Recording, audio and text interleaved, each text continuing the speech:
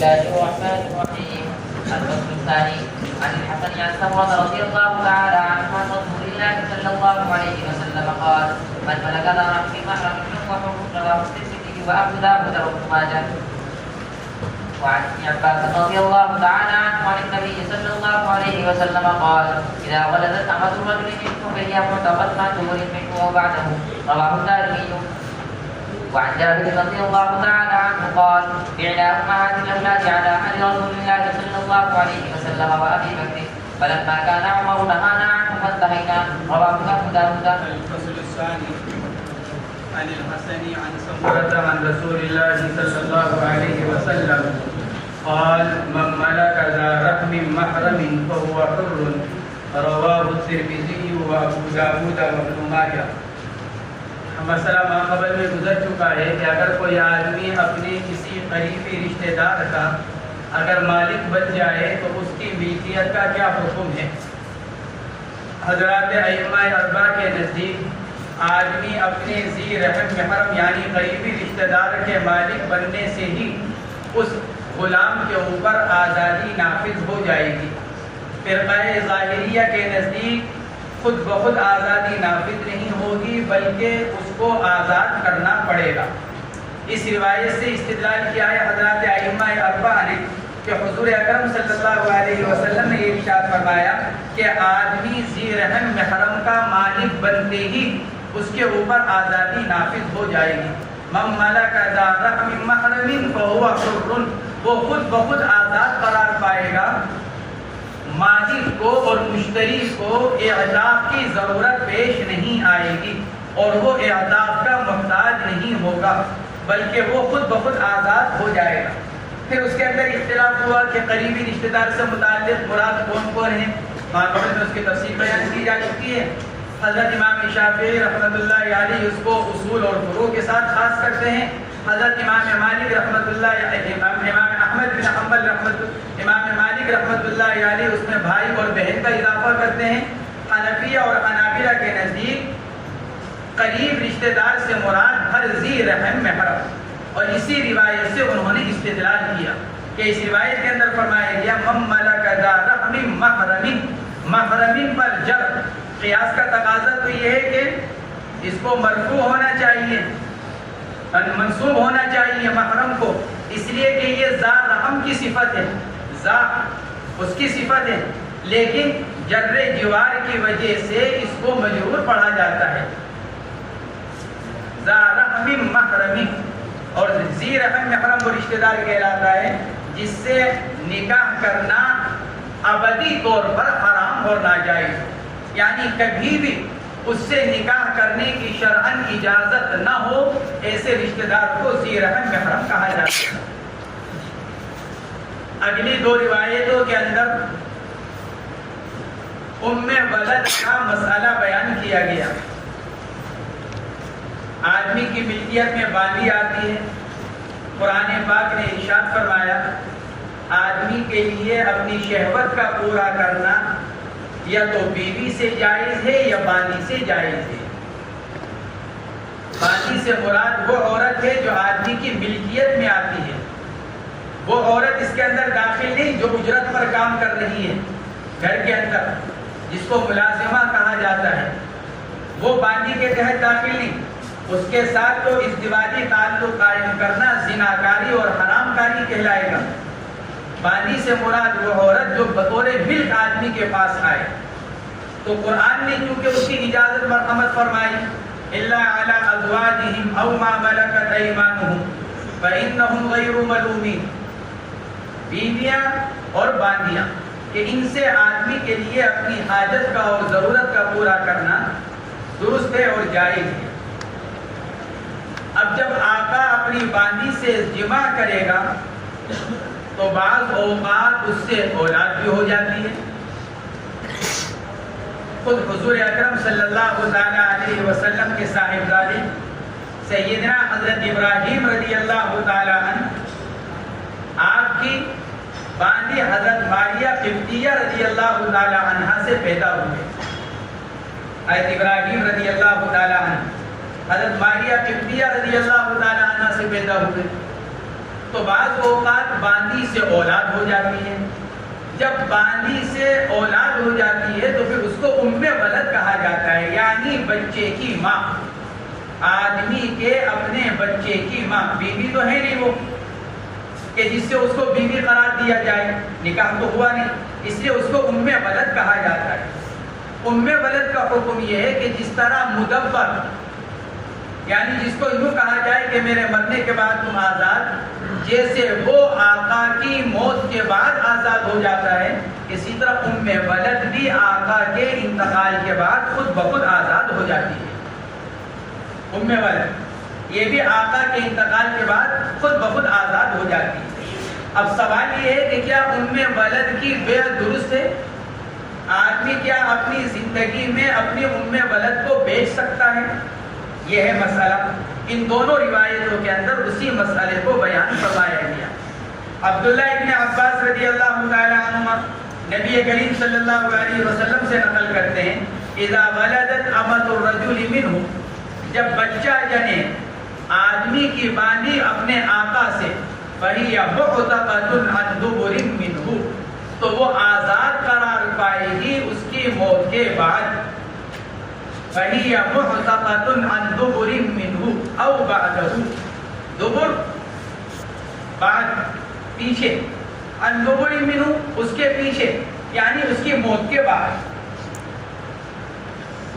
بعد حضرات نے عَنْ دُبُرٍ مِّنْهُ یہ الفاظ نقل کیے یا أَوْ بَعْدَهُ، راوی کو اس میں شک ہے اس لیے دونوں الفاظ نقل کیے گئے. مراد یہی ہے کہ مالک کے انتقال کے بعد ام ولد کو آزاد قرار دیا جائے گا. حضرات ائمہ اربعہ اسی کے قائل ہیں کہ ام ولد آقا کے انتقال کے بعد خود بخود آزاد قرار پائے گی، اس کو آزاد کرنے کی ضرورت نہیں ہے. کس وجہ سے؟ مالک کے بچے کی ماں ہونے کی وجہ سے. اب وہ کسی اور کی ملک میں منتقل نہیں ہوگی موت کے بعد، یعنی وارثہ کی ملک میں نہیں جائے گی.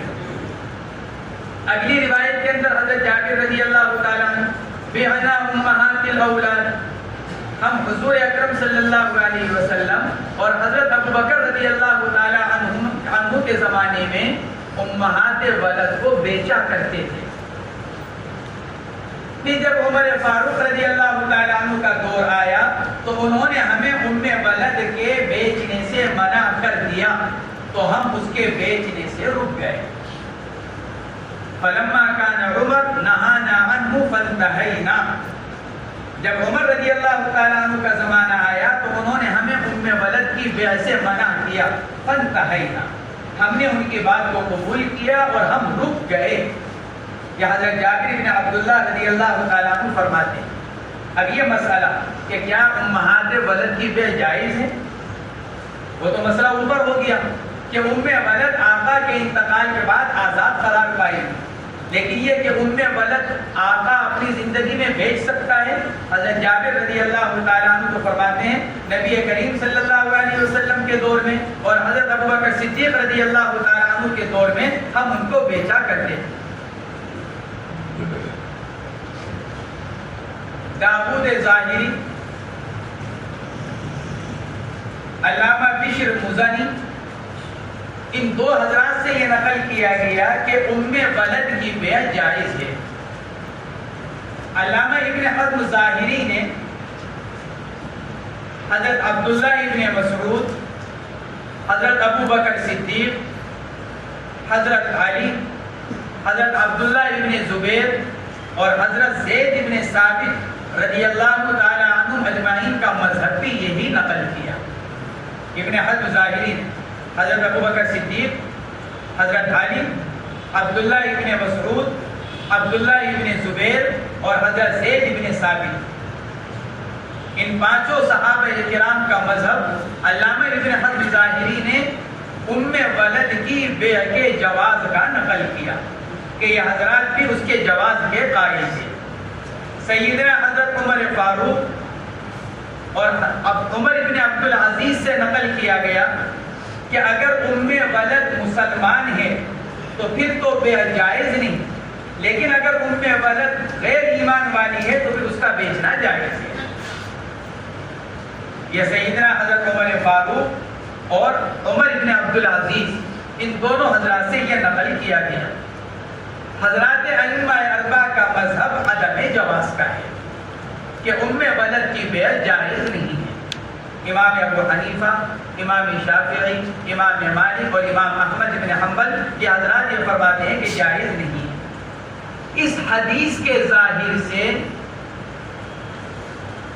فریق اول نے استدلال کیا کہ دیکھو اللہ کے نبی علیہ السلام کے دور میں بھی ولد کو بیچا جاتا تھا اور حضرت ابوبکر صدیق رضی اللہ تعالیٰ عنہ کے دور میں بھی ان کو بیچا جاتا تھا۔ بعد میں عمر فاروق رضی اللہ تعالیٰ عنہ نے اس سے منع کیا تو اصل تو جواز ہوا۔ اللہ کے نبی علیہ السلام کا دور، پھر حضرت ابوبکر صدیق رضی اللہ عنہ کا دور، تو اصل تو جواز ہوا کیونکہ ان حضرات کے زمانے میں ولد کو بیچا جاتا تھا، لہذا ولد کی بیع جائز تھی۔ حضرات ائمہ اربعہ کی طرف سے اس حدیث کا جواب یہ دیا گیا کہ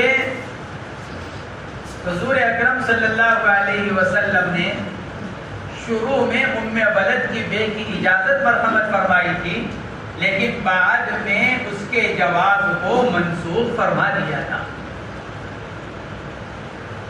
اس منسوخیت کا علم بعض صحابہ کرام جس میں حضرت جابر رضی اللہ تعالیٰ عنہ بھی ہیں، ان حضرات کو اس کی منسوخیت کا علم نہیں ہو سکا۔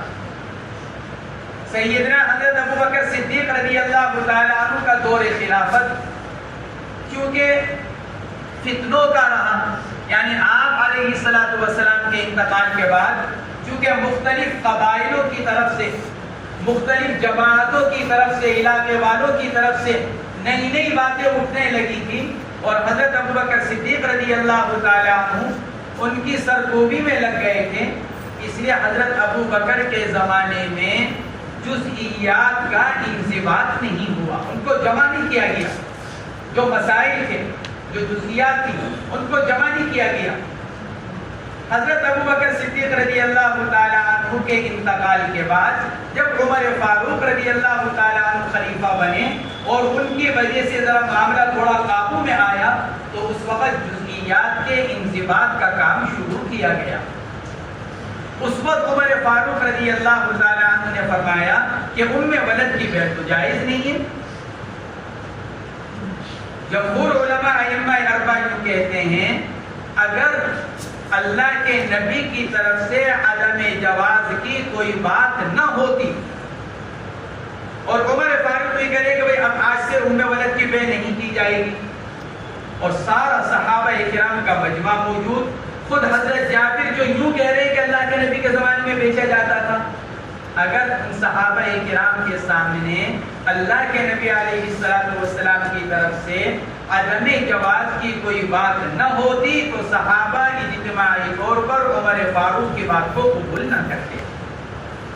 یہ کیا مطلب ہوا کہ اللہ کے نبی تو جائز قرار دیں، ابو بکر بھی جائز قرار دیں اور عمر یوں کہ آج سے بیچا نہیں جائے گا اور سارے صحابہ بات کو قبول کر لیں۔ کچھ جابر جو یوں کہہ رہے ہیں کہ اللہ کے نبی کے زمانے میں بیچا جاتا تھا، پھر کہتے عمر نے منع کیا ہم رک گئے۔ صحابہ کہتے ارے بھائی جب اللہ کے نبی نے اجازت دی ہے، ابو بکر نے اجازت دی ہے، پھر آپ کون منع کرنے والے؟ جیسے عمر فاروق رضی اللہ تعالیٰ عنہ نے اپنے دور خلافت میں ایک مرتبہ مہر کی ایک مقدار کو متعین کرنا چاہا، اس سے زیادہ مہر متعین نہیں کیا جائے گا۔ یہ حضرت عمر نے فیصلہ کیا اپنے دور خلافت میں کہ بس زیادہ سے زیادہ مہر کی رقم اتنی، اس سے زیادہ نہیں۔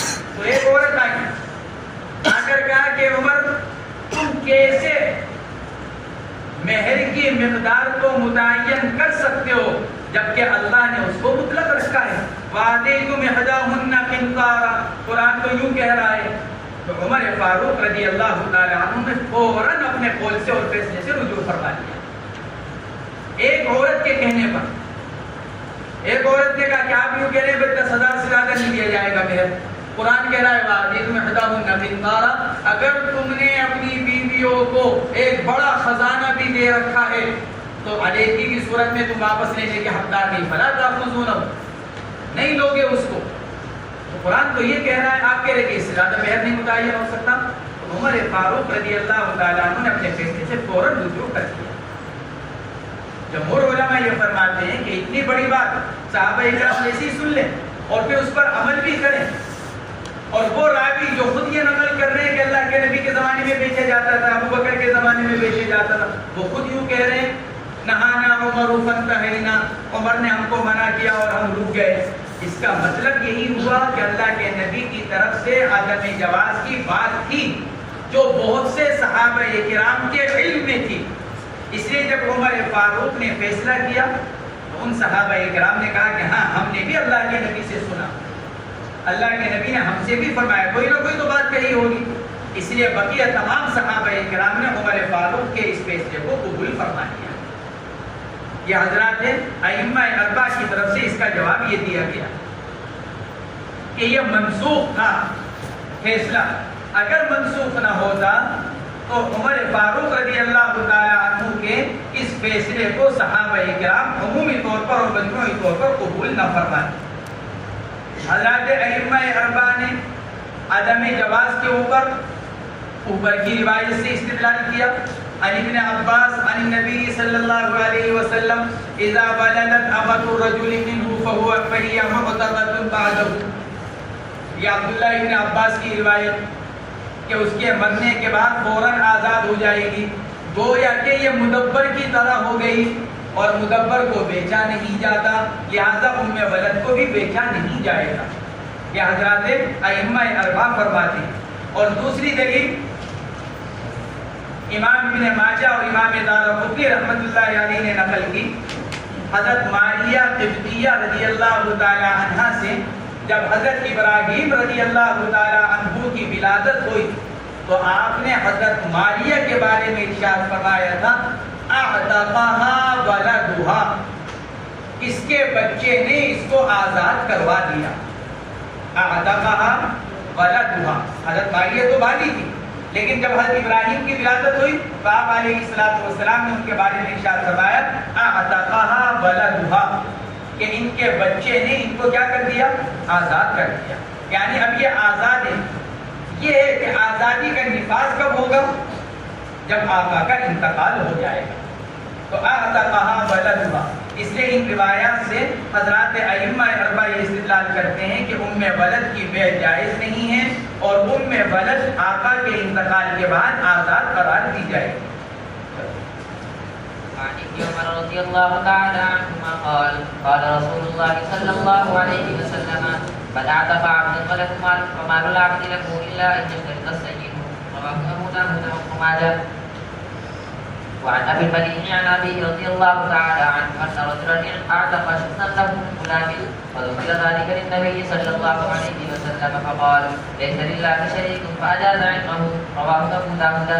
حضرت عبداللہ ابن عمر رضی اللہ تعالیٰ عنہ کی روایت ہے، آپ علیہ السلام نے ارشاد فرمایا من اعتق عبدا وله مال، جس آدمی نے اپنے غلام کو آزاد کیا اور حال یہ ہے کہ غلام کی ملک میں کچھ مال ہے، وله مال، ایک آدمی اپنے غلام کو آزاد کر رہا ہے اور غلام کے پاس کچھ مال ہے، بھئی طور کہ آقا نے اس کو تجارت کرنے کی اجازت دے رکھی تھی تو کچھ کما رکھا ہے اس نے، وَلَهُ مَالٌ، اور اس کے پاس کچھ مال ہے، تو اب سوال یہ ہے کہ اب آزادی کے بعد غلام کے قبضے میں جو مال ہے وہ غلام کا قرار پائے گا یا معتق مالک کا قرار پائے گا؟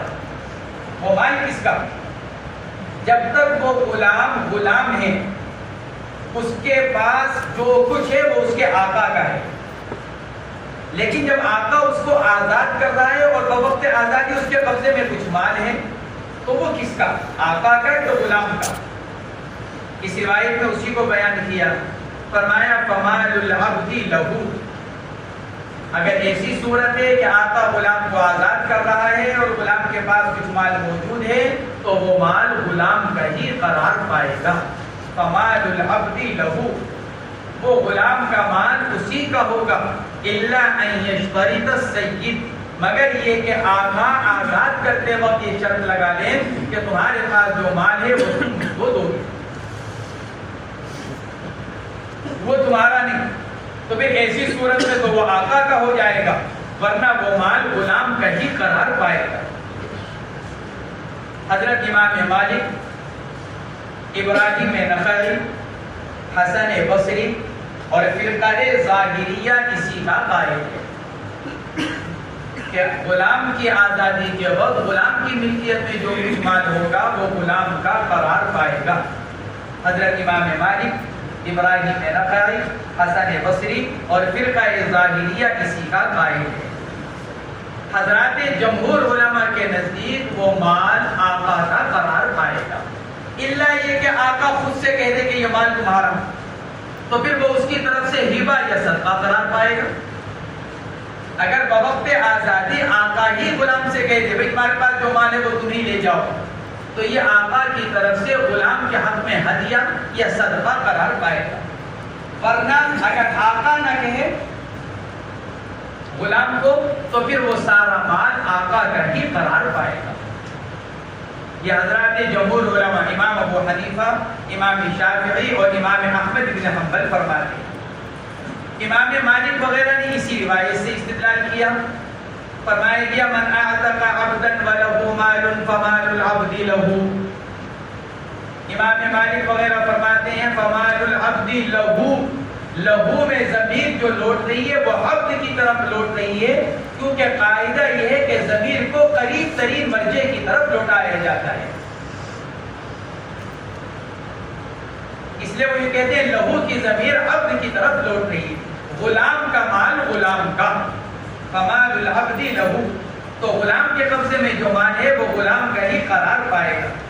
چنانچہ مسند احمد کی روایت میں اس کی صراحت ہے فالمال للعبد، یہاں پہ فالمال لہو، فمال العبد لہو، تو لہو کی ضمیر کے اندر بھی اختلاف ہو سکتا ہے، لیکن مسند احمد کی روایت کے اندر صراحت ہے فالمال للعبد، سارا مال کس کا؟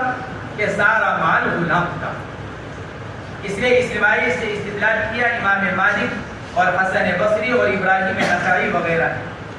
جمہور علماء بھی اسی روایت سے استدلال کرتے ہیں، اور ان کا استدلال بنی طور پر ہے کہ وہ فمان العبد لہو کی ضمیر کو لوٹاتے ہیں آقا کی طرف، من اعتقا کی طرف، من کی طرف، لہو کی ضمیر کا مرجع وہ من کو قرار دیتے ہیں، جس نے آزاد کیا مال اس کا۔ فمان العبد لہو اے فمان العبد لمن اعتقا، جس نے غلام کو آزاد کیا غلام کا مال اس کا۔ یہ حضرات جمہور علماء لہو کی ضمیر کے بارے میں یہ فرماتے ہیں کہ وہ آقا کی طرف لوٹ رہی ہے۔ فرماتے ہیں اس کی دلیل کہ لہو کی ضمیر غلام کی طرف نہیں بلکہ آقا کی طرف لوٹ رہی ہے۔ فرماتے ہیں اس کی دلیل صحیحین کی روایت، بخاری اور مسلم کی روایت، حضور اکرم صلی اللہ علیہ وسلم نے ارشاد فرمایا من باع عبدا وله مال فالمال للبائع، من باع عبدا، جس آدمی نے اپنا غلام بیچا، وله مال، اور غلام کے پاس مال موجود ہے، فالمال للبائع، تو مال کس کی ملک ہے؟ بائع یعنی آقا کی، غلام کی نہیں، اس لیے کہ اگر اس کو غلام کی ملک قرار دیا جائے تو وہ مشتری کا ہوگا، کیونکہ جب غلام مشتری کی ملک میں جا رہا ہے تو اس کا سارا مال بھی مشتری کی ملک میں جائے گا۔ لیکن آپ نے ارشاد فرمایا من باع عبدا وله مال فالمال للبائع، مال کس کا؟ بیچنے والے کا، بائع کا یعنی مالک کا۔ تو جس طرح بے کی شکل میں صراحت فرمائی جا رہی ہے کہ مال بائع کا، اسی طرح اعتاق کی شکل میں بھی مال کس کا ہوگا؟ معتق کا یعنی مالک کا قرار دیا جائے گا، کیونکہ صحیحین کی روایت میں اس کی صراحت فرما دی گئی۔ نیز حضرت عبداللہ ابن مسعود رضی اللہ تعالی عنہ کی روایت امام بیہقی رحمۃ اللہ علیہ نے نقل فرمائی، حضور اکرم صلی اللہ علیہ وسلم نے صراحتاً ارشاد فرمایا من اعتق عبدا فماله للذی اعتقہ، من اعتق عبدا فماله للذی اعتقہ، جس نے غلام کو آزاد کیا اس غلام کا مال اس کا جس نے آزاد کیا۔ من اعتق عبدا فماله للذی اعتقہ، آزاد کیے ہوئے غلام کا مال معتق کو دیا جائے گا۔ اس لیے ان روایات سے جمہور علماء نے یہ استدلال کیا کہ مال غلام کا قرار نہیں پائے گا بلکہ مال آقا کا قرار پائے گا۔ وعن ابي المليح عن ابيه ان رجلا اعتق شخصا من غلامه فذكر ذلك للنبي صلى الله عليه وسلم فقال ليس لله شريك فاجاز عتقه رواه ابو داود۔ ابو المليح تابعی ہیں، نام ہے ان کا عامر، یہ روایت کر رہے ہیں اپنے والد سے، والد کا نام ہے اسامہ، گویا کہ عامر ابن اسامہ، ابو الملیح عامر عن ابیہ اسامہ، فرماتے ہیں ان رجلا اعتق شخصا، ایک آدمی نے اپنے حصے کا غلام آزاد کیا، یعنی مشترک غلام میں سے اپنا حصہ آزاد کیا۔ ان رجلا اعتق شخصا من غلام، ایک آدمی نے آزاد کیا اپنا حصہ غلام کا، گویا کہ مشترک غلام تھا۔ حضور پاک علیہ الصلوۃ والسلام کے سامنے اس کا ذکر کیا گیا۔ فقال لیس للہ شریک، ارشاد فرمایا ارے بھائی اللہ کا کوئی شریک نہیں ہو سکتا۔ کیا مطلب؟ یعنی اعتاق ایک عبادت ہے، غلام کو آزاد کرنا عبادت ہے، اجر و ثواب کا ذریعہ ہے۔ ماں قبل میں فضائل گزر چکے ہیں اعتاق کے، تو اعتاق ایک عبادت ہے، لہذا آدھا غلام آزاد کرنے سے وہ شخص اس غلام میں گویا کہ اللہ کے ساتھ ایک طرح سے شریک ہو گیا۔ آدھا غلام تو آزاد ہوا تو اب ایک طرح سے وہ گویا کہ اللہ کے ساتھ شریک ہو گیا، تو فرمایا جا رہا ہے کہ اللہ کے ساتھ تو شرکت نہیں چل سکتی، اللہ تو شرک سے پاک ہے۔ تو گویا کہ آپ یہ ارشاد فرمانے میں پورا غلام آزاد کرو، فاجاز عتقہ، آپ نے اس آزادی کو نافذ فرما دیا۔ اس سے استدلال کیا صاحبین نے، کیونکہ فاجاز عتقہ، آپ نے پورے غلام کی آزادی کو نافذ کر دیا، بھائی اللہ کے ساتھ شرکت نہیں چل سکتی، تو آپ نے پورے غلام کو آزاد کر دیا۔ صاحبین نے اس سے استدلال کیا کہ معلوم ہوا عتق میں تجزی نہیں ہے، جب آدھا آزاد کیا تو پورا آزاد ہوگا، اس میں تجزی نہیں ہوگی، یہ اس سے استدلال کیا۔ حضرات جمہور علماء کی طرف سے یہ جواب دیا گیا، یہاں اللہ کے نبی علیہ السلام ایک طرح سے پورے غلام کی آزادی کی ایک طرح سے ترغیب دے رہے ہیں۔ ارے بھائی جب تم نے آدھا آزاد کر دیا تو آدھا اور آزاد کر دو۔ ایک آدمی کا پورا اپنا ہی غلام ہے، اس نے غلام سے کہا تم آدھے آزاد، تو جمہور علماء کے نزدیک تو آدھا آزاد ہوگا، آدھا غلام رہے گا۔ تو گویا کہ اللہ کے نبی علیہ السلام یہ فرما رہے ہیں ارے بھائی تم اللہ کے ساتھ شریک کیوں بن رہے ہو، پورا غلام آزاد کرو تاکہ تم کو پورا اجر و ثواب مل سکے، کیونکہ پورے غلام کے اوپر اجر و ثواب بتلایا گیا۔ جو آدمی غلام کو آزاد کرے گا اللہ رب العزت اس کے بدلے میں آزاد کرنے والے کو جہنم سے آزاد فرمائیں گے۔ لہذا اللہ کے نبی علیہ السلام گویا کہ ایک طرح سے پورے غلام کے آزاد کرنے کی ترغیب مرحمت فرما رہے ہیں، یہ اس کا جواب دیا گیا۔ فقال لیس للہ شریک فاجاز عتقہ، تو چونکہ اللہ کا کوئی شریک نہیں ہو سکتا تو گویا کہ آپ یہ فرما رہے کہ یہ عمل نامناسب ہے، آدمی کو یا تو پورا غلام اپنے اس میں رہنا کرنا چاہیے یا پھر پورے غلام کو آزاد کرنا چاہیے۔ وعن سفينة رضي الله تعالى عنه قال كنت مملوكا لأم سلمة فقالت اعتقك واشترط عليك أن تخدم رسول الله صلى الله عليه وسلم ما عندك، فقلت إن لم تشترطي علي ما فرقت رسول الله صلى الله عليه وسلم ما عنده فاعتقدني واشترطت علي، رواه أبو داود وابن ماجه۔ حضرت سفینہ رضی اللہ تعالی، سفینہ لقب ہے، نام کے بارے میں مختلف اقوال ہیں، رباح، مہران، روحان، تین قول ہیں ان کے نام کے بارے میں۔ رباح مشہور ہے، نام ان کا یہ تھا۔ سفینہ عربی میں کشتی کو کہا جاتا ہے، ان کو یہ لقب اللہ کے نبی نے دیا تھا جب ایک مرتبہ سفر میں یہ ساتھ تھے تو بعض ان کے ساتھیوں نے اپنا سامان ان کے اوپر لاد دیا، تو یہ چند لوگوں کا، قافلے کے چند لوگوں کا سامان اپنے سر پر رکھے چلے جا رہے تھے، تو آپ علیہ السلام نے ارشاد فرمایا انت سفینہ. تو پھر ان کا یہ لقب یعنی اللہ کے نبی کا دیا ہوا یہ نام کتنا مشہور ہوا کہ یہ اسی سے پکارے جانے لگے. انہی کا وہ واقعہ ہے شیر کی رہبری اور رہنمائی کا. سفر میں تھے، سمندری طوفان آ گیا، ایک انجان جگہ پر پہنچ گئے، جنگل، وہاں چلے جا رہے تھے کہ سامنے سے شیر آیا.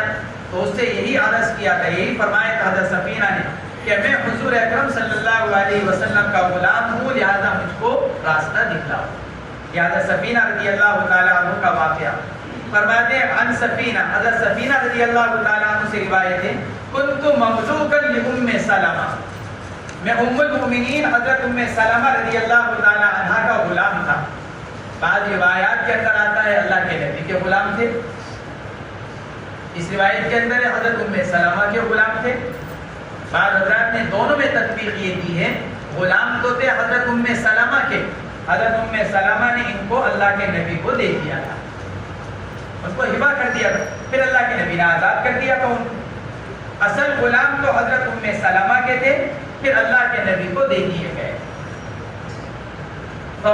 فقالت اعتقك واشترط عليك، اور بعض حضرات نے اس کا الٹا قرار دیا. تو ام سلمہ رضی اللہ تعالی عنہ نے ایک مرتبہ فرمایا میں تم کو آزاد کرتی ہوں لیکن یہ شرط لگاتی ہوں کہ تم جب تک زندہ رہو گے اللہ کے نبی کے ساتھ رہو گے، ان کی خدمت کرو گے. خدم یخدم خدم یخدم، ضربہ اور نصرہ دونوں سے. میں یہ شرط لگاتی ہوں تمہارے اوپر کہ تم حضور اکرم صلی اللہ علیہ وسلم کی خدمت کرو گے جب تک زندہ رہو گے. فرماتے میں نے عرض کیا اِلَّمْ تَشْتَرِطِي عَلِيَّ مَا فَارَقْتُ رَسُولَ اللَّهِ، میں نے عرض کیا اما جان اگر آپ شرط نہیں بھی لگائیں گی جب بھی اللہ کے نبی کو نہیں چھوڑوں گا، میرا تو مرنا جینا اللہ کے نبی کے ساتھ ہے، میں کیوں چھوڑ کر جاؤں گا. مَا فَارَقْتُ رَسُولَ اللَّهِ صلی اللہ علیہ وسلم مَا عِشْتُ، جب تک زندہ ہوں اللہ کے نبی کو نہیں چھوڑوں گا. فَأَعْتَقَتْنِي، تو ام سلمہ نے مجھ کو آزاد کیا اور میرے اوپر یہ شرط لگائی کہ میں پوری زندگی اللہ کے نبی کی خدمت کروں گا. وَاشْتَرَطَتْ عَلَيَّ، سوال یہ پیدا ہوتا ہے کہ اعتاق کے بعد تو کسی شرط کا پورا کرنا لازم نہیں، پھر یہ کیسی شرط لگائی گئی حضرت ام سلمہ کی طرف سے؟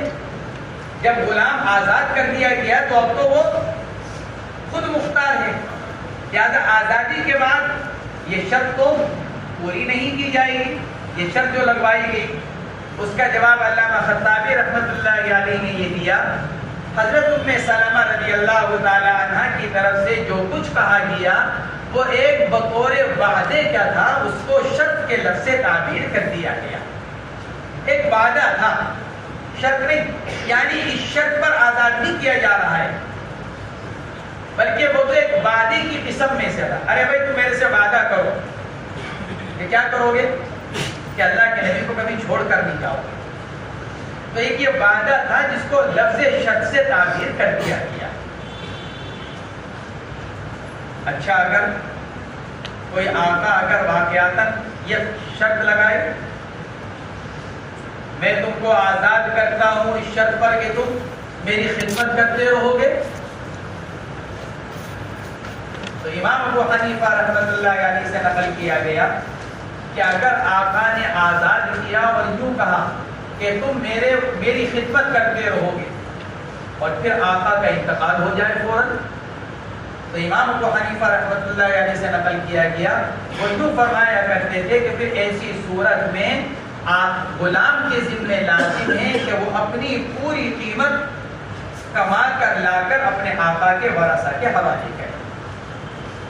آقا نے کہا کہ میں تم کو آزاد کرتا ہوں اس شرط پر کہ تم ساری زندگی میری خدمت کرو گے، اور پھر آقا کا انتقال ہو گیا ایک دم شام میں اگلے دن. تو امام ابو حنیفہ رحمۃ اللہ علیہ سے نقل کیا گیا کہ پھر غلام کے ذمہ لازم ہے کہ وہ اپنی قیمت کے بقدر کما کر لا کر ورثہ کے حوالے کرے. تو فرماتے ہیں فَأَعْتَقَتْنِي وَاشْتَرَطَتْ عَلَيَّ، حضرت ام سلمہ رضی اللہ تعالی عنہ نے مجھ کو آزاد بھی کر دیا اور میرے اوپر یہ شرط لگا کر دیا۔ وعن عمرو بن شعيب عن أبيه عن جده رضي الله تعالى عنه عن النبي صلى الله عليه وسلم قال المكاتب عبد ما بقي عليه من مكاتبه درهم رواه أبو داود۔ عمرو بن شعیب اپنے والد اور دادا کے حوالے سے یہ روایت نقل کرتے ہیں نبی کریم صلی اللہ علیہ وسلم سے، المکاتب عبد ما بقی علیہ من مکاتبته درہم۔ مکاتب اس غلام کو کہا جاتا ہے جس سے بارے میں آقا یوں کہے، یہ فیصلہ کرے کہ تم مجھ کو اتنی قیمت کما کر لا کر دے دو، یا چاہے جس طرح بھی لا کر دے دو، تم آزاد۔ بھائی تمہاری قیمت 10,000 روپے ہے تو مجھے 10,000 روپے کما کر لا کر دے دو، تم آزاد۔ ایسے غلام کو مکاتب کہا جاتا ہے۔ فرماتے ہیں اس کا حکم یہ ہے کہ مکاتب کے لیے جو قیمت طے کی گئی ہے آقا کی طرف سے بدلے کتابت، جب تک اس بدلے کتابت کا 1 روپیہ بھی باقی رہے گا، 1 درہم بھی باقی رہے گا، وہ اس وقت تک مکاتب ہی قرار دیا جائے گا۔ حضرات جمہور علماء اسی کے قائل ہیں۔ جب تک 1 روپیہ بھی باقی، غلام سے کہا 10,000 روپے کما کر لا کر دو، تم آزاد۔ غلام نے 9,000 روپے کما کر لا کر دی تھی، 1,000 روپے رہ گیا۔ جمہور علماء فرماتے ہیں یہ ابھی بھی غلام ہی قرار پائے گا جب تک پورا بدلے کتابت ادا نہ کرے۔ ابراہیم نخعی رحمت اللہ علیہ سے نقل کیا گیا، بقدر بدلے کتابت آزاد قرار پائے گا۔ جتنا بدلے کتابت ادا کرتا رہے گا اس کے بقدر اس کو آزاد قرار دیا جائے گا۔ آدھا ادا کر دیا، آدھا آزاد ہو گیا، تہائی ادا کر دیا، تہائی آزاد ہو گیا۔ 10,000 میں سے 9,000 ادا کر دیے تو گویا کہ 9 حصے آزاد ہو چکا ہے، 1 حصہ غلام۔ یہ ابراہیم نخعی رحمت اللہ علیہ سے نقل کیا گیا۔ حضرات جمہور علماء نے اسی روایت سے استدلال کیا، المکاتب عبد ما بقی علیہ من مکاتبته درہم۔ مکاتب غلام ہی قرار پائے گا جب تک کہ اس پر اس کے بدلے کتابت میں سے 1 درہم بھی باقی ہے۔ یہ جمہور علماء نے اس سے استدلال کیا، اور ابراہیم نخعی کا مذہب وہی ہے کہ بقدر بدلے کتابت وہ آزاد ہوتا چلا جائے گا۔ وعن ام سلمة رضي الله تعالى عنها قالت قال رسول الله صلى الله عليه وسلم اذا كان عند مكاتب احداكن وفاء فلتحتجب منه، رواه الترمذي وابو داود وابن ماجه۔ حضرت ام سلمہ رضی اللہ تعالی عنہ کی روایت ہے، حضور اکرم صلی اللہ علیہ وسلم نے ارشاد فرمایا، اذا كان عند مكاتب احداكن وفاء، جب تم میں سے کسی کے مکاتب کے پاس ادائیگی کے بقدر مال موجود ہو، وفا جو بدلے کتابت طے کیا گیا اس کے بقدر مال غلام کے پاس موجود ہے، فلتحتجب منہ، تو اس عورت کو چاہیے یا تم کو چاہیے کہ اس سے پردہ کر لیں۔ فلتحتجب منہ، پردہ تو جب ہوگا جب اس کو آزاد قرار دیا جائے۔ ایک عورت کا غلام ہے، آپ نے حضرت ام سلمہ سے فرمایا ارے بھائی تمہارا غلام ہے، تم نے اس کو مکاتب بنا دیا، تم نے اس سے یوں کہا کہ 10,000 روپے کما کر لا کر دو، تم آزاد، اور غلام کے پاس کچھ دنوں کے بعد 10,000 روپے آ گئے، ابھی اس نے ادا نہیں کیے، تمہیں موجود ہیں۔ اللہ کے نبی نے فرمایا اس سے پردہ کرو۔ کیا مطلب ہوا؟ گویا کہ وہ آزاد ہو گیا، اب وہ تمہارا غلام نہیں۔ جب وہ تمہارا غلام نہیں تو پھر وہ اجنبی کے حکم میں ہوا، اس لیے اس سے پردہ۔ تو یہ تو اوپر کی روایت کے خلاف ہوا۔ اوپر کی روایت میں تو یہ فرمایا گیا جب تک ادا نہ کر دے وہ غلام ہے، اگر 1 روپیہ بھی باقی ہے بھی اس کے ذمے تو وہ غلام ہے۔ اور اس روایت کے اندر صرف بقدر بدلے کتابت ادائیگی پر قدرت کے باوجود اس کو پردہ کرنے کا حکم دیا جا رہا ہے۔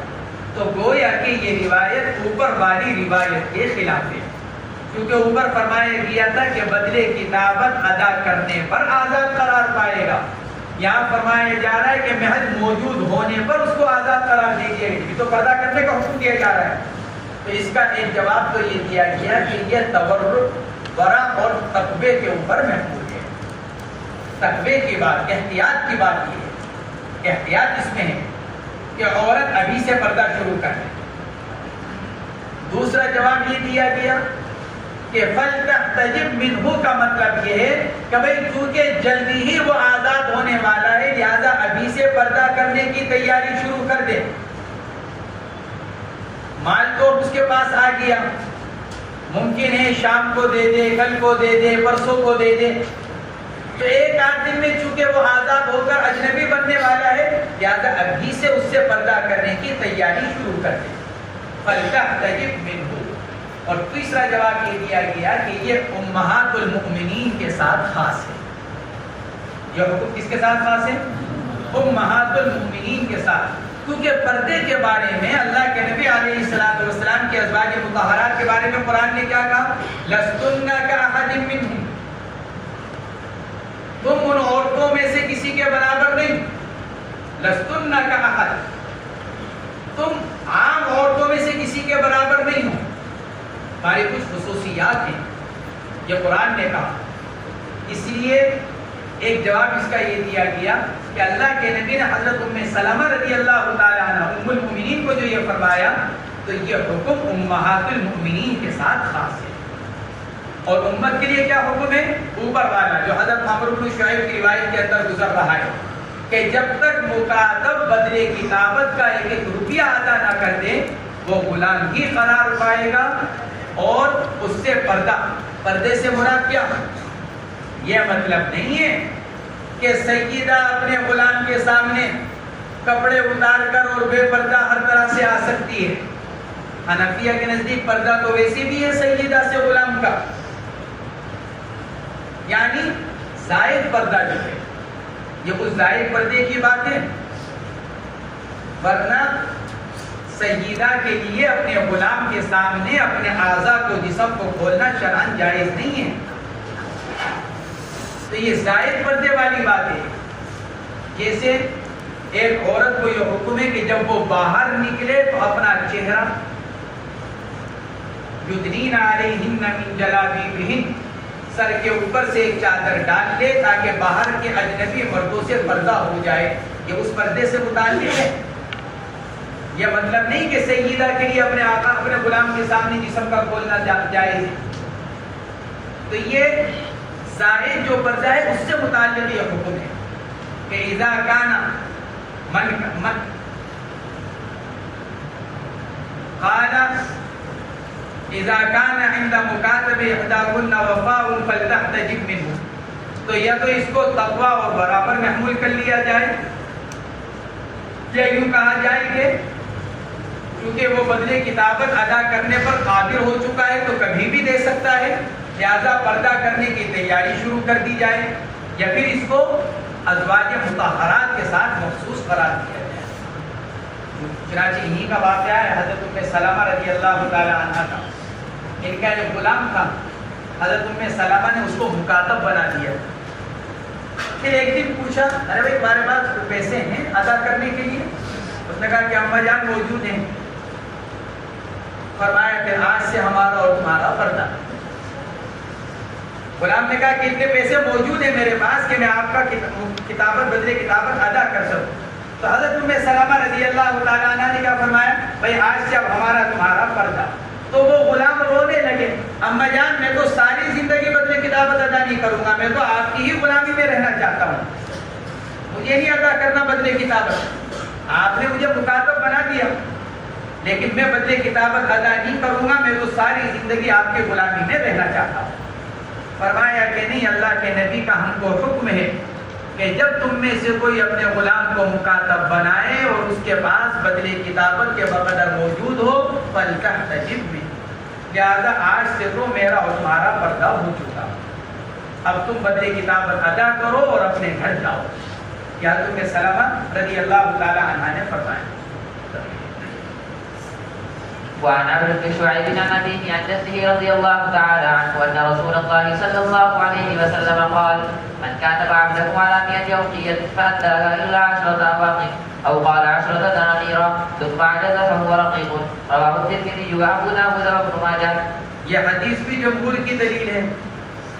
حضور پاک علیہ الصلوۃ والسلام نے ارشاد فرمایا جس آدمی نے اپنے غلام کو مکاتب بنایا 100 اوقیہ، ایک اوقیہ 40 درہم کا ہوتا ہے، اوقیہ کی مقدار 40 درہم، تو 100 کو 40 سے ضرب دے دیا جائے 4000 ہو گیا. گویا کہ 4000 درہم پر ان کو مکاتب بنایا. فأداها، اس نے سارا ادا کر دیا. 10 اوقیہ رہ گیا، گویا کہ 9 حصے ادا کر دیا، ایک حصہ رہ گیا. یا آپ نے ارشاد فرمایا او قال 10 دنانیر، یا تو یہ شخص صحابی کی طرف سے یا صحابی کے نیچے جو روات ہیں ان میں سے کسی کی طرف سے، یا آپ نے ارشاد فرمایا ثم عجز، 9 حصے ادا کرنے کے بعد ایک حصہ ادا کرنے سے عاجز ہو گیا، فرمایا وہ غلام ہی رہے گا اور جو کچھ وہ ادا کر چکا ہے وہ آقا کا ہو جائے گا. ثم عجز فهو رقیق، اور پھر وہ بقیہ کی ادائیگی سے عاجز ہو جائے گا. 9 حصے ادا کرنے کے بعد ایک حصے کی ادائیگی سے عاجز ہو گیا تو جو کچھ دے دیا وہ تو آقا کا، اور اس کا حکم کیا رہے گا؟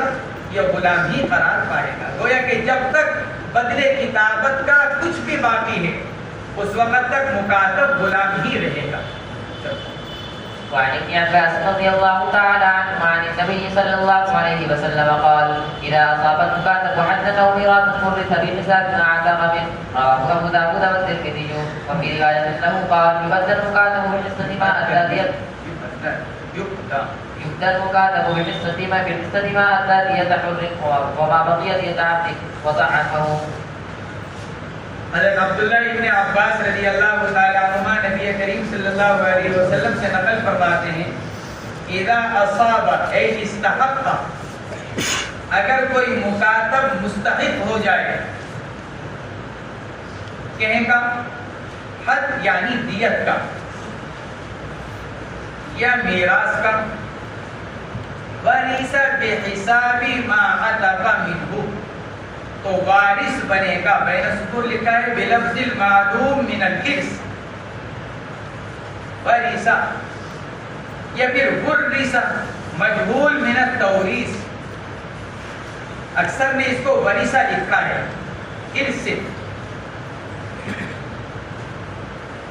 فرمایا ورثہ بحساب ما عتق منہ. یہ روایت ابراہیم نخعی کی دلیل ہے جو یوں فرماتے ہیں کہ مکاتب جتنا بدلے کتابت ادا کرتا چلا جائے گا اتنا وہ آزاد ہوتا چلا جائے گا. دیکھو اللہ کے نبی علیہ الصلوۃ والسلام یہ ارشاد فرما رہے ہیں کہ اگر کوئی مکاتب مستحق ہو جائے دیت کا، مثلا ایک آدمی نے اپنے غلام کو 1000 درہم پر مکاتب بنایا، قیمت ہے اس کی 100 روپے، ایک غلام کی اپنی اصل قیمت 100 روپے، لیکن آقا نے اس سے چکا 1000 کما کر لا کر دو تو تم آزاد. پھر اس کے بعد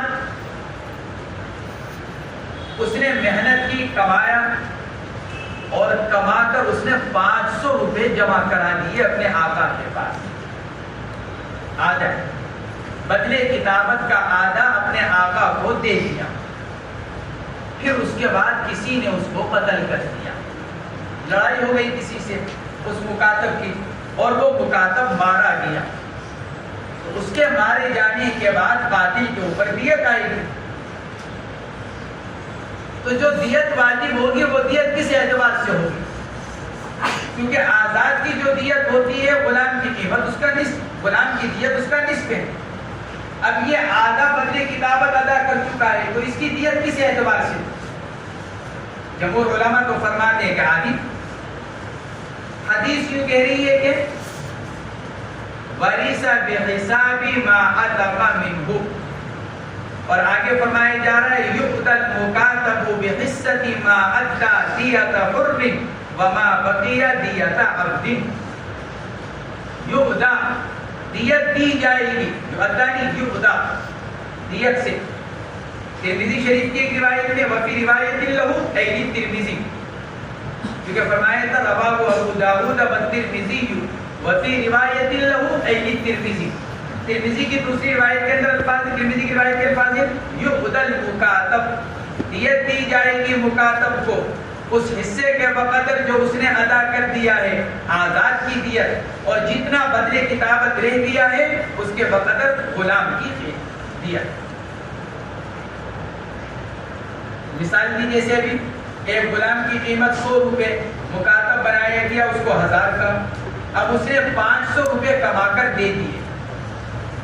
پھر مسئلہ پیش آ گیا، اب اس کی دیت قاتل کے اوپر واجب ہوئی، تو اب یہ آدھا بدلے کتابت ادا کر چکا ہے. ابراہیم نخعی فرماتے ہیں آدھا آزاد ہو چکا، آدھا بدلے کتابت باقی ہے، لہذا یہ آدھا غلام ہے. اب دیت کیسے ادا کی جائے گی؟ حدیث یہ کہہ رہی ہے آدھی دیت آزاد کی، آدھی دیت غلام کی. یہی ابراہیم نخعی کا مذہب ہے. اب آدھی دیت آزاد کی دی جائے گی، تو جو دیت ہے اس کا آدھا اس کے مستحق تو کون قرار پائیں گے؟ اس مقتول غلام کے ورثہ، کیونکہ آدھا جو آزاد ہو چکا تھا اس کی دیت دی جا رہی ہے، تو اس کے مستحق اس کے ورثہ ہوں گے.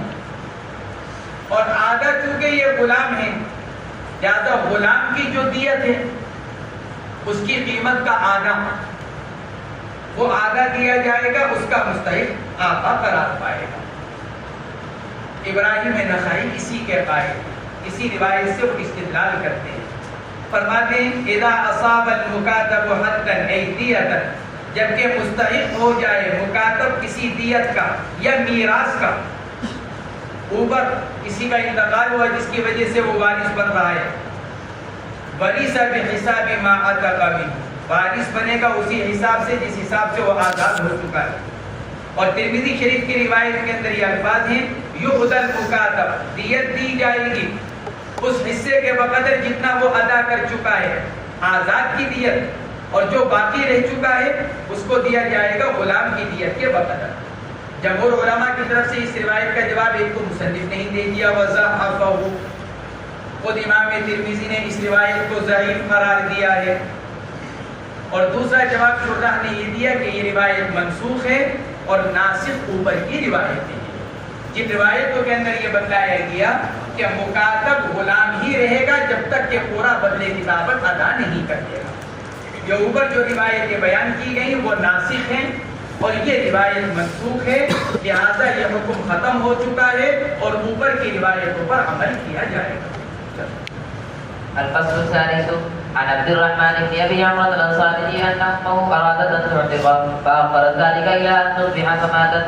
قال عبد الرحمن فقلت للقاسم بن محمد اينفعك ان اعتق عنها؟ فقال القاسم واتى سعد بن عباده رسول الله صلى الله عليه وسلم فقال ان امي هلكت فهل ينفعها ان اعتق عنها؟ فقال رسول الله صلى الله عليه وسلم نعم.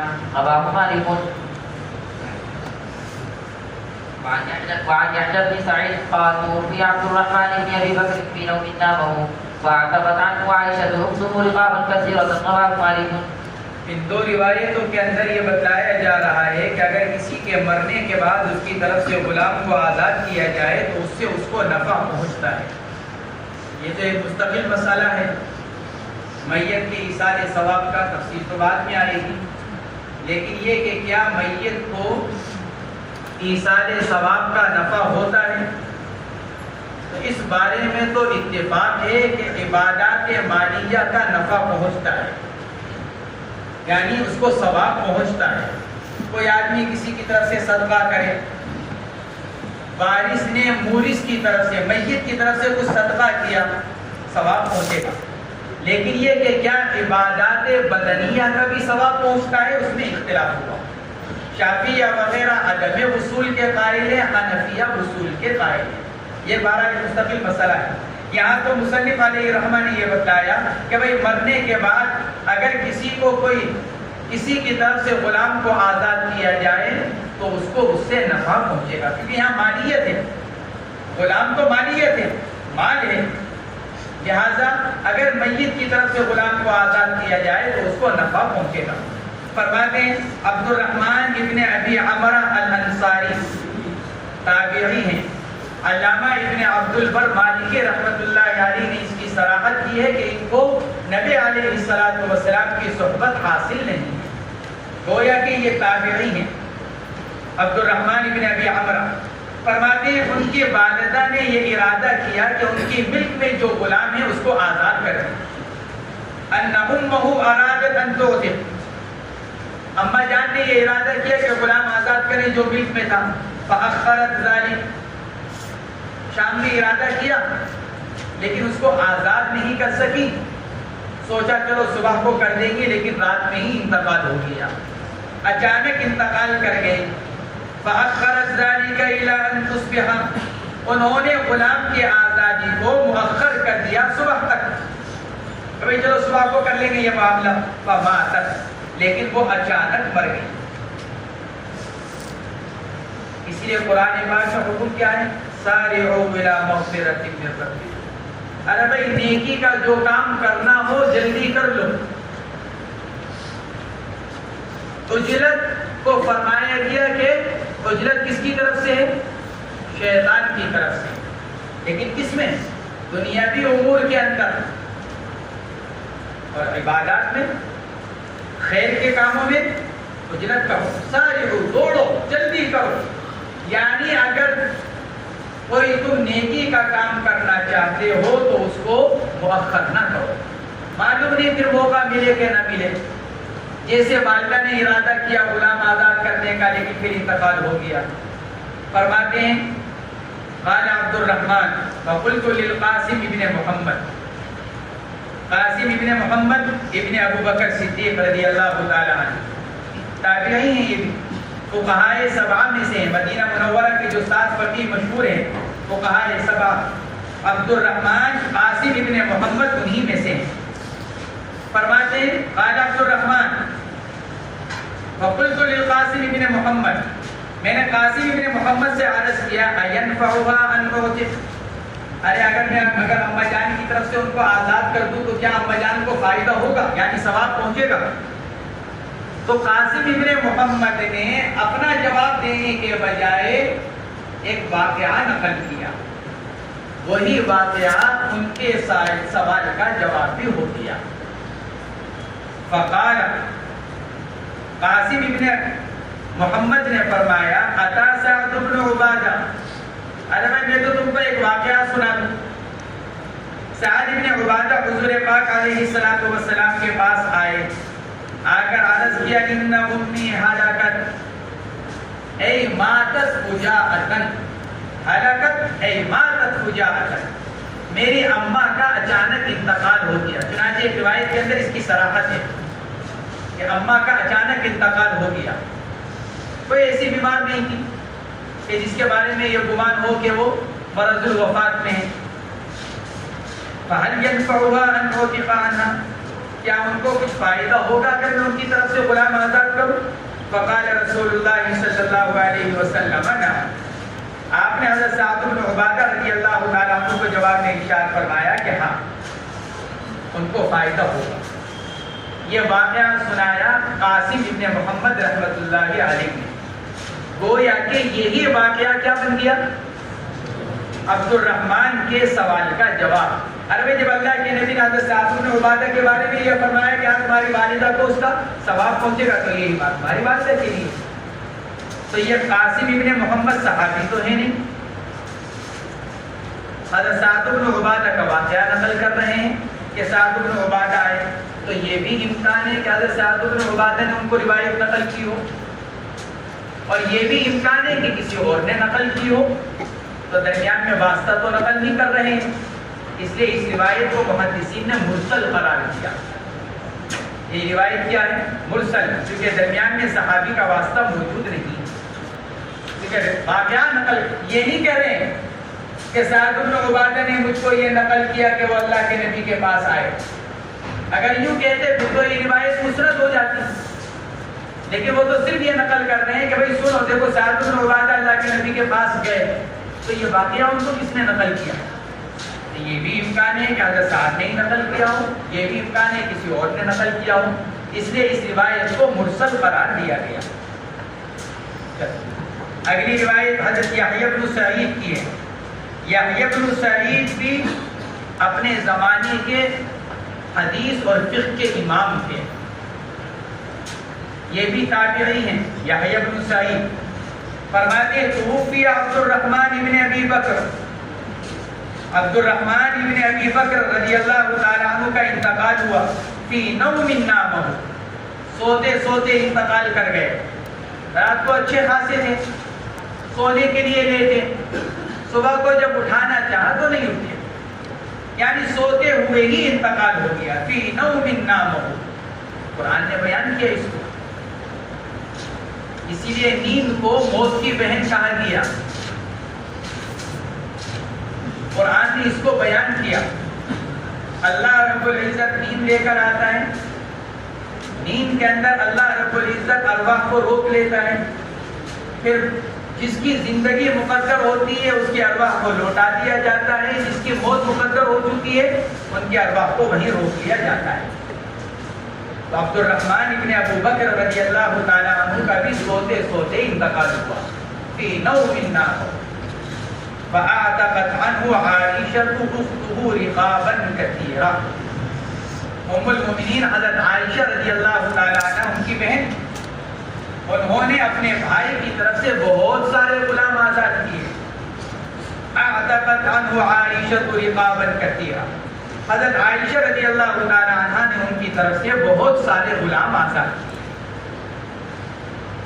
آزاد کرنے کی دو وجہ میں سے کوئی ایک وجہ ہو سکتی ہے، یا تو اس بات کا بھی احتمال ہے حضرت عبد الرحمن ابن ابو بکر رضی اللہ تعالیٰ عنہ کے اوپر کسی بات کے کفارے کی وجہ سے غلاموں کا آزاد کرنا ہو، اور چونکہ اچانک انتقال ہو گیا اس لیے وصیت نہیں کر سکے، تو حضرت عائشہ رضی اللہ تعالیٰ عنہ نے یہ سوچا کہ اگر ان کو موقع ملتا تو وہ وصیت کر کر جاتے، موقع ملا نہیں تو چلو میں ہی ان کی طرف سے بغیر وصیت کے آزاد کروں، یہ بھی احتمال ہے۔ اور اس بات کا بھی احتمال ہے کہ چونکہ اچانک کی موت کو اچھا نہیں سمجھا جاتا، اچانک کی موت سے حدیث پاک میں پناہ مانگی گئی، کیونکہ بعض اوقات آدمی کے ذمہ حقوق رہ جاتے ہیں۔ کسی نے ہمارے پاس امانت رکھوا رکھی ہے، ہم نے کسی کے پاس کوئی امانت رکھوا رکھی ہے، ہم نے کسی سے قرض لے رکھا ہے، کوئی ہمارے سے قرض لے کر گیا ہوا ہے، بہت سارے حقوق ہوتے ہیں جن کا تعلق آدمی کی اپنی ذات سے ہوتا ہے، کوئی اور نہیں جانتا۔ اس لیے حدیث پاک کے اندر فرمایا گیا ہر آدمی کو چاہیے کہ وہ اپنی وصیت تیار کر کر رکھے، یہ فرمایا گیا ہر آدمی کیا کر کر رکھے، اپنی وصیت، یعنی جو کچھ کسی کو دینا ہو، کسی سے لینا ہو، کیونکہ زندگی کے اندر تو یہ چلتا ہے، تو آدمی اس سب کو لکھ کر رکھے، میرے مرنے کے بعد میرے ذمے فلاں کا حق ہے تو اس کو دے دیا جائے، یا فلاں کے ذمے میرا حق ہے اس کو وصول کر لیا جائے۔ اب ایک آدمی مجھ سے قرض لے کر کیا ہوا ہے، یا تو وہ جانتا ہے یا میں جانتا ہوں، میں نے کسی سے قرض لے رکھا ہے، میں جانتا ہوں یا وہ جانتا ہے، کسی نے میرے پاس امانت رکھوا رکھی ہے، یا میں نے ہی بطور احتیاط کے کسی کے پاس اپنی کوئی چیز امانت رکھوا رکھی ہے، اور تو کوئی نہیں جانتا، کچھ نہیں معلوم، انتقال کے بعد میں منکر ہو جاؤں کسی کے حق کا، یا دوسرا میرے حق کا منکر ہو جائے، تو یا تو میرے ورثہ کا نقصان یا اس کے ورثہ کا نقصان۔ اس لیے فرمایا گیا آدمی کیا کرے، اپنی وصیت تیار کر کر رکھے۔ من کان یؤمن باللہ والیوم الآخر، حدیث پاک میں فرمایا گیا جو آدمی اللہ اور آخرت کے دن پر ایمان رکھتا ہو، اس پر 3 رات بھی اس حال میں نہ گزرے کہ اس کے پاس اس کی وصیت لکھی ہوئی موجود نہ ہو، یہ فرمایا گیا۔ گویا کہ وصیت کی تاکید، ترغیب۔ اس لیے یہ نہ سوچو کہ ابھی تو ہمارا طالب علم کا زمانہ ہے، ابھی تو 50-60 سال زندہ رہیں گے، کچھ پتہ نہیں کس کی موت کا وقت کب آ جائے، کیا حال ہے، کسی کو کچھ نہیں پتا۔ اس لیے ہر آدمی کو چاہیے کیا لکھ کر رکھے، چھوٹا سا پرچہ، اپنے سامان میں ایک چھوٹا سا پرچہ لکھ کر رکھے. ایک طرف عنوان کیا ہو؟ جن کے ذمے مجھے ادا کرنا ہے، جن کو مجھے ادا کرنا ہے. کسی سے 100 روپے لے رکھے ہیں، کسی سے کوئی چیز لے رکھی ہے، بھائی مجھے یہ ادا کرنا ہے. دوسری طرف کیا ہو؟ جن کے ذمے میرا ہے، جن کا میرے ذمے ہے یا جن کے ذمے میرا ہے. بس یہی دو باتیں تو لکھنی ہیں. آدمی پرچے پر لکھ کرنا تاکہ اگر اچانک انتقال ہو جائے، کوئی حادثہ پیش آ جائے میرے ساتھ ان کے ساتھ، تو لکھا ہوا موجود. یہ فرمایا گیا حدیث پاک کے اندر. تو آدمی کو اپنی وصیت تیار کر کر لکھ کر رکھنی چاہیے. الحمدللہ پچھلے 20 سال سے میری لکھی ہوئی ہے. اب یہ تو پتہ نہیں بھائی زندگی کب تک کی مقدر ہے. اچھا وہ بدلتی بھی رہتی ہے، جیسے جیسے وقت گزرے گا وہ بدلے گی. بھائی آج آپ نے کسی سے قرضہ لے رکھا ہے، لیکن کل کو آپ نے وعدہ کر دیا تو اس کو کاٹنا پڑے گا. اس کے بعد پھر کسی اور سے لیا تو اس کا نام لکھنا پڑے گا، یا تو اس کے اندر تبدیلی بھی ہوتی رہے گی. اس سے ہونا کیا چاہیے کہ آدمی اپنی وصیت کو تیار کرے. وصیت تیار کرنے کا مطلب یہ نہیں آدمی یہ نہ سوچے کہ بھائی جب فارغ ہو جائیں گے، ذرا بڑھاپا آئے گا تو پھر اپنی وصیت کو لکھا جائے. یہ تو ایک شرعی حکم ہے، نبی علیہ الصلوۃ والسلام کی طرف سے تاکید فرمائی جا رہی ہے. تو بعض حضرات نے تو یہی لکھا ہے حضرت عبد الرحمن بن ابو بکر کے بارے میں، کیونکہ ان کے ذمے کچھ کفارے تھے جس میں غلام آزاد کرنا ہوتا. موقع ان کو مل نہیں سکا، وصیت کرنے کا اچانک انتقال کر گئے، اس لیے حضرت عائشہ رضی اللہ تعالی عنہا نے اپنی طرف سے غلام آزاد کیا. اور دوسری وجہ کیا بیان کی گئی؟ اچانک کی موت کو چونکہ پسند نہیں کیا گیا، اس سے پناہ بھی مانگی گئی. تو حضرت عائشہ رضی اللہ تعالی عنہا نے اس اچانک موت ہو جانے کی وجہ سے حضرت عبد الرحمن رضی اللہ تعالی عنہ کی طرف سے غلام آزاد فرمائے، تاکہ اگر ان کے ذمے کسی کا کوئی حق ہو اور پتہ نہیں چل سکا تو وہ ذرا اس کا کفارہ بن جائے. اس لیے حضرت عائشہ رضی اللہ تعالی عنہا نے ان کی طرف سے غلام آزاد فرمائے. وعن عبد الله بن عمر رضي الله تعالى عنه قال قال رسول الله صلى الله عليه وسلم من اشترى عبدا فلن يشترط ماله فلا شيء له. رواه الدارمي. عبداللہ ابن عمر رضی اللہ تعالیٰ عنہ کی روایت ہے، آپ علیہ السلام نے ارشاد فرمایا من اشترى عبدا، جس آدمی نے غلام خریدا، فلم یشترط ماله، اور اس نے بوقت بیع بائع سے اس غلام کی ملکیت میں یا اس کے قبضے میں موجود مال کے بارے میں کوئی بات طے نہیں کی، فلا شیء له، تو وہ اس کا مال مشتری کو نہیں ملے گا، بلکہ وہ مال کس کا رہے گا؟ بائع کا. جیسا کون کہتا ہے؟ جمہور علماء فرماتے ہیں. حدیث بیان کی گئی من باع عبدا فله مال فماله للبائع، جس نے غلام بیچا اور غلام کے پاس مال موجود ہے تو وہ مال کس کا قرار پائے گا؟ بائع کا قرار پائے گا. تو اس روایت کے اندر بھی یہی فرمایا جا رہا ہے کہ اگر بوقت بیع کوئی معاملہ نہیں ہوا تو غلام کے قبضے میں موجود مال